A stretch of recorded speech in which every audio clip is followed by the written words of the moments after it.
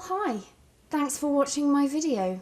Today we are going to be talking about lore, specifically the mysteries within the Sims games. And after over 20 years of The Sims, there are plenty of mysteries woven within the many storylines of these games. So in this video we are counting down the top 10 biggest mysteries of The Sims storylines. I'd love to know in the comments what your theories are, and also let me know if there's a mystery that I missed. So let's begin.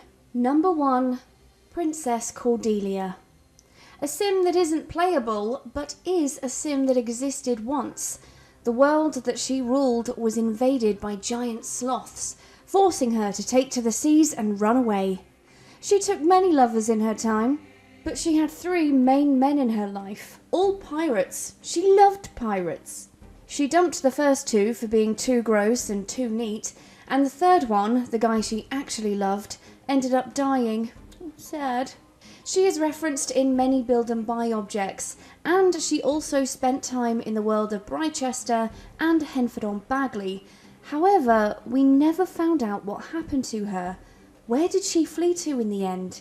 Did she become the princess of a new land? Maybe we'll never know. Number 2. Who is Lolita Goth? Lolita Goth is a sim that appears as a ghost in The Sims 3.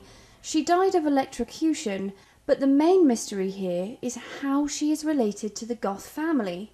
We know that she doesn't just have the same name because she's buried in the Goth's back garden, so we know that she is family. We just don't know how she's related. There are theories that she may have been the first love of Gunther Goth before he met and married Cordelia, or maybe she was his sister, although that is unlikely because she doesn't show up in his family tree. So what exactly is her relation to the Goth family? That's a question we may never get the answer to. Number 3, the Remington Family. The Remingtons are a family in The Sims 3 Riverview. Hannah and Aidan Jones inherited the Remington Manor from Hannah's deceased uncle, so they decided to move in and raise a family. The only problem is that this house is haunted by many members of the Remington family, and you can't help but wonder, what the hell happened here? Let's touch on the family members.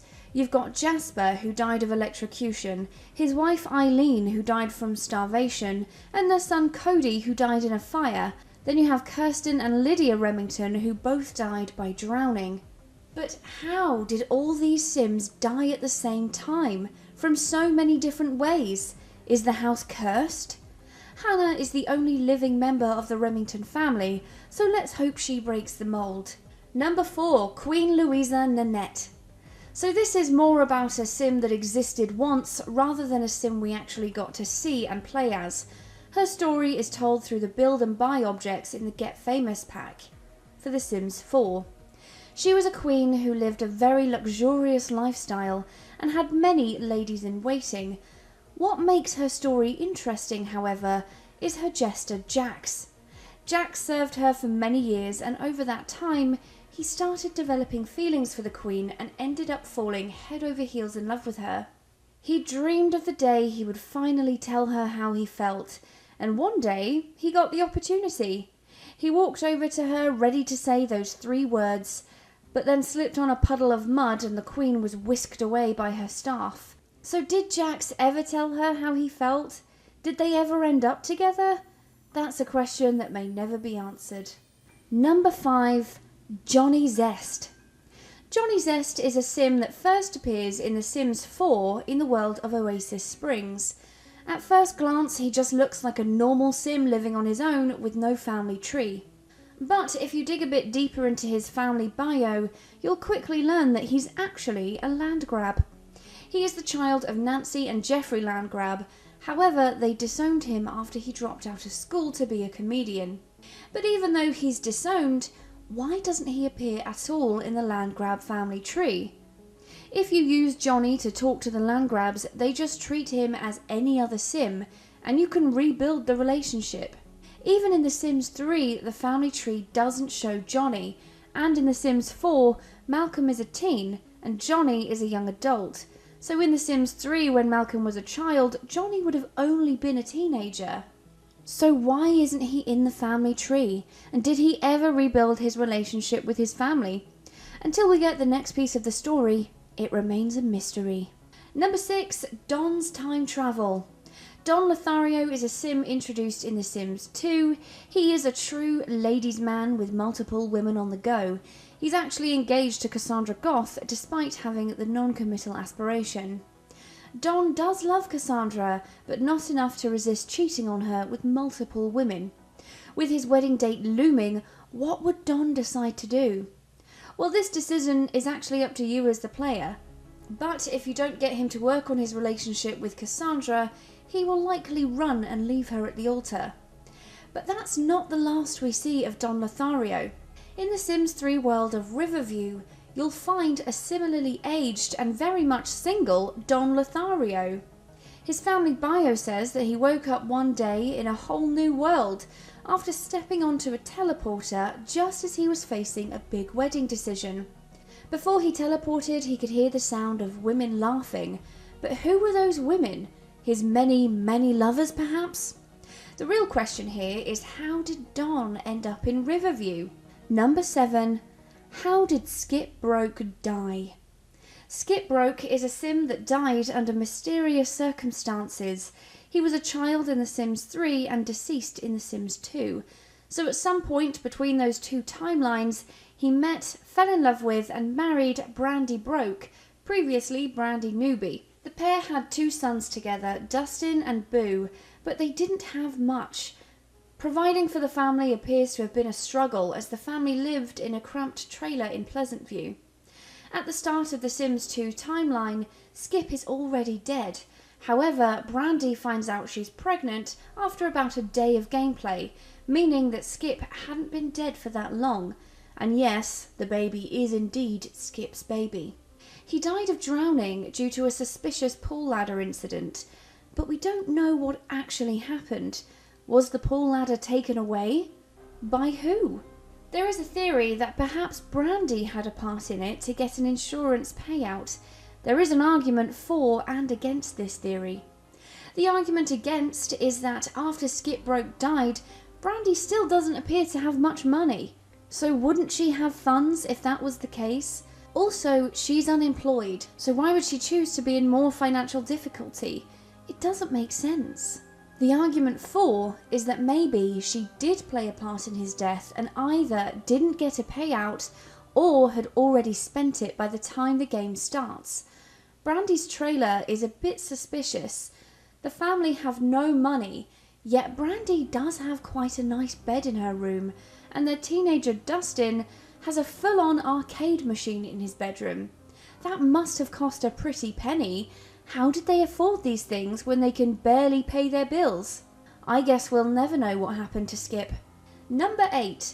Is Olive Specter guilty? Olive Specter is a sim introduced in The Sims 2 and appears in The Sims 3 Midnight Hollow. The Sims 2 is where the question begins though, because in Olive's backyard there are loads of gravestones, but these aren't from dearly departed family members. They are from Sims who just happen to die on her lot. I mean, there are some family members, but most of them aren't. There are several service Sims here, like repairmen, delivery people, all dying of suspicious causes like starvation, fire, electrocution.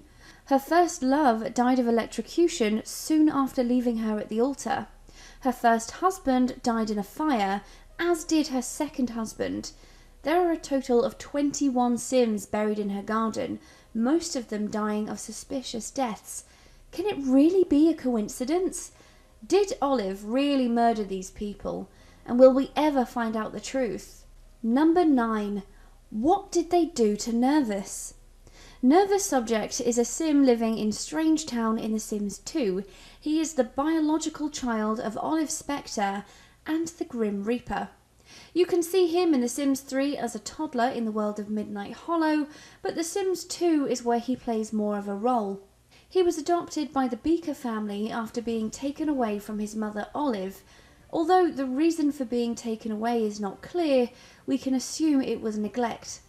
Sadly though, Nervous was not given the best life after moving in with the Beakers. They didn't want a new family member, They wanted a literal test subject. Nervous was subjected to many experiments that left him with frequent blinks and twitches. He doesn't really have any friends except for Pascal Curious. The real question here is, what the hell did the Beakers do to him? What tests has he been put through, and will he ever be reunited with his biological parents? Maybe we'll never know. Number 10. Where's Bella? Of course I had to end this with the biggest mystery of all. What happened to Bella Goth? Bella Goth is one of the most recognisable characters from the Sims franchise. She features in pretty much every game if you don't count all the console and spin-offs. The love between her and Mortimer is painted as the perfect image of married life. The pair were best friends as children and had 2 children of their own together, Cassandra and Alexander. However, the blissful picket fence life didn't last long for Bella. The main storyline of The Sims 2 is Bella's disappearance. She went to Don Lothario's house one night and never came back. It's believed that she was abducted by aliens, never to be seen by her family again. So many questions unanswered. Did Don have something to do with her disappearance? If he did, why? Did he work with the new neighbours, the Caliente sisters? Did their alien family ties have something to do with it? And the biggest question, where is she? Is the strange town Bella the real Bella? This is a question that was asked in 2004 and still hasn't been answered. Bella's grave is in the Sims 3 world of Lunar Lakes, but we don't know how she got there, and we don't know what happened between her abduction and her death. And those are 10 of the biggest mysteries, in my opinion, of The Sims.